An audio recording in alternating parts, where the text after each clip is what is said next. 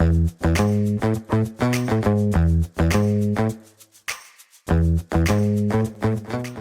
semua, selamat datang di Slice of Bun. Program seru di mana kita akan ngajak kalian jalan-jalan sambil kenalan sama komoditas perkebunan Indonesia yang seru banget. Dan kali ini kita berada di Yogyakarta, tepatnya di Tugu 0 km. Ikon kota budaya yang selalu ramai dan penuh dengan cerita. Tapi kita nggak cuma mau bahas tentang Jogja aja loh. Kita juga bakal ngajak kalian mengenal lebih dekat tentang kakao. Komoditas yang tidak hanya enak buat jadi coklat, tapi juga punya potensi besar untuk ekonomi kita. Betul banget, dari perkebunan hingga produk olahan semua ada ceritanya. Dan yang paling seru, semua ini mendukung hilirisasi buah kakao di Kulon Progo. Penasaran kan? Yuk ikut perjalanan kita di Slice of Bun kali ini.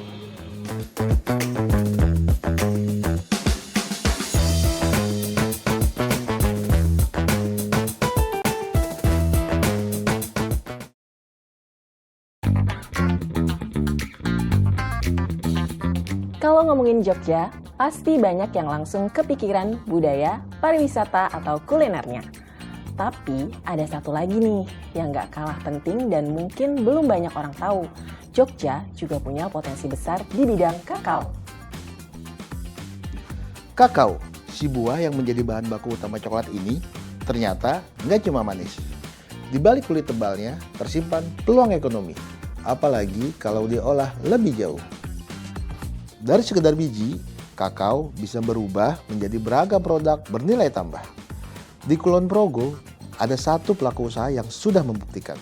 Dari rumah produksi kecil, mereka bisa menghasilkan coklat, bubuk kakao, sampai olahan unik yang punya pasar luas. Nilai tambah inilah yang bikin kakao lokal kita makin punya daya saing.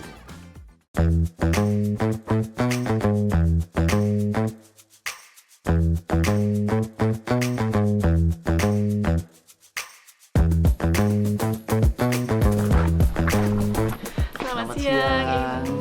Selamat datang di Wondis Coklat, Mbak. Ibu, kita mau tahu nih cara pengolahan kakao di Wondis Coklat ini. Boleh, kalau gitu kita ke dalam aja yuk.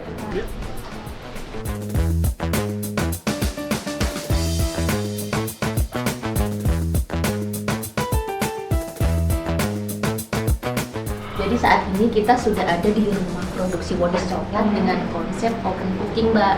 Jadi siapapun yang datang ke sini bisa melihat proses produksinya seperti di kaca seperti ini, bahkan bisa ikut terlibat pas kita kegiatan produksi. Kalau boleh tahu, Bu, Wondis itu diambil dari apa sih? Wondis itu singkatan dari pawon gendis.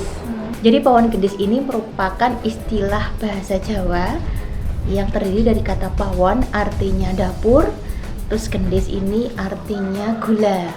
Secara umum di Wondis Coklat ini produk yang kami hasilkan itu ada 3. Yang pertama coklat padat, kemudian ada minuman coklat serta camilan coklat dengan beberapa varian, di mana varian itu kami juga mengupayakan potensi-potensi unggulan lainnya yang ada di kabupaten kami, seperti ada gula semut, ada kopi, ada kacang, ada cabai dan lain sebagainya untuk menjadi varian-varian coklat Wondis. Ibu, boleh nggak kita lihat cara pengolahan seperti apa? Boleh? Ayo, Mbak, Mas.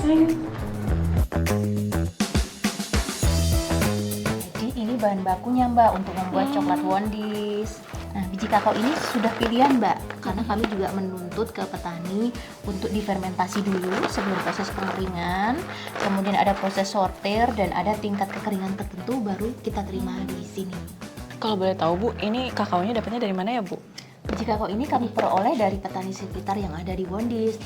Ibu, boleh nggak kalau saya ngeliat kebunnya seperti apa? Boleh, nanti bisa ditunjukkan oleh tim kami.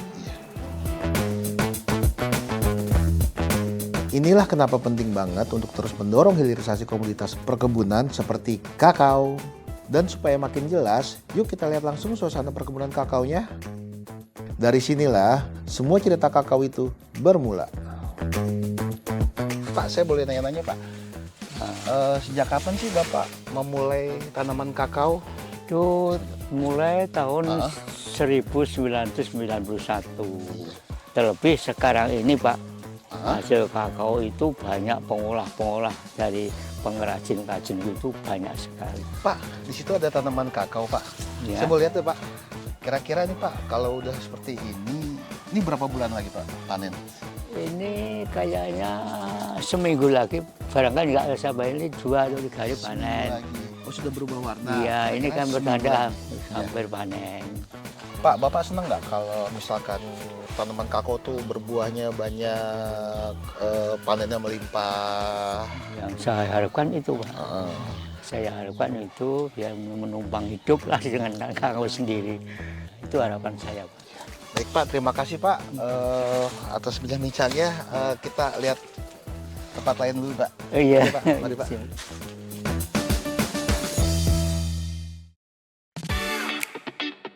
Menarik banget ya, dari sebuah buah sederhana bisa tercipta lapangan kerja, inovasi produk, bahkan membuka peluang ekspor. Jadi Mbak, ini kita akan mulai di tahapan awal. Seluruh produk yang kami hasilkan yakni proses namanya roasting atau disangrai. Kita nyalakan dulu.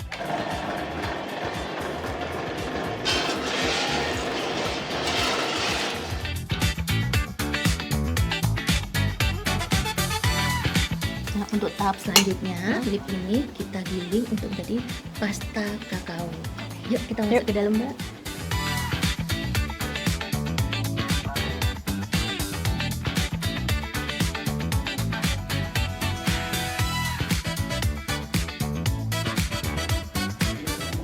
Nah, kebetulan kita sudah siap coklat yang sudah siap dicetak, Mbak. Siap. Ini variannya coklat nil 45%.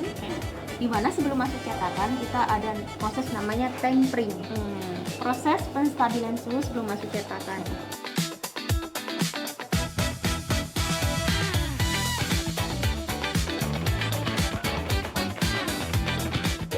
Ya, Mbak Tiwi mau coba? Boleh Bu, Silakan. aku coba ya. Banyak banget nih sayurnya.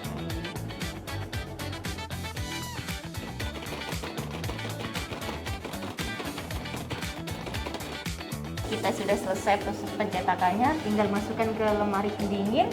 Kita tunggu sampai bisa lepas dari cetakannya. Siap.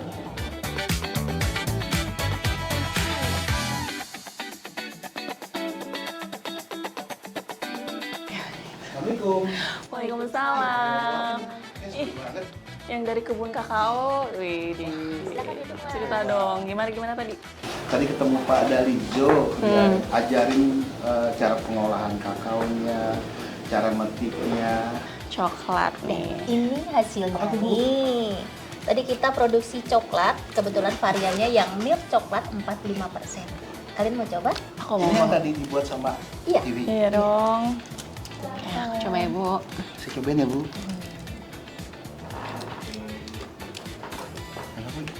Gimana menurut kalian rasanya? Aku sih suka Pasti dia. rasa coklat ya Bu. Ya dong. Aku mau ada tanya nih Bu.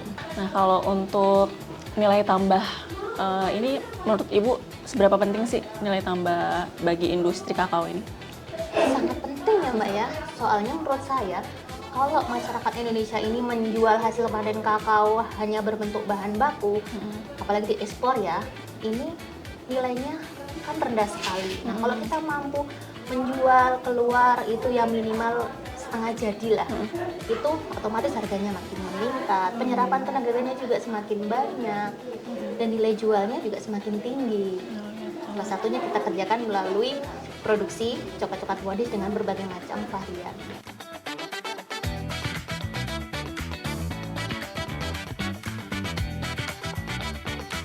Dari Jogja untuk Indonesia. Kakao bukan cuma sekedar bahan baku. Ini cerita tentang nilai tambah, kreativitas, dan masa depan perkebunan kita. Dan ini baru satu potongan cerita dari banyaknya potensi perkebunan yang luar biasa di negeri kita. Saya Rizwan. Dan saya Tiwi, kami pamit undur diri. Bye-bye.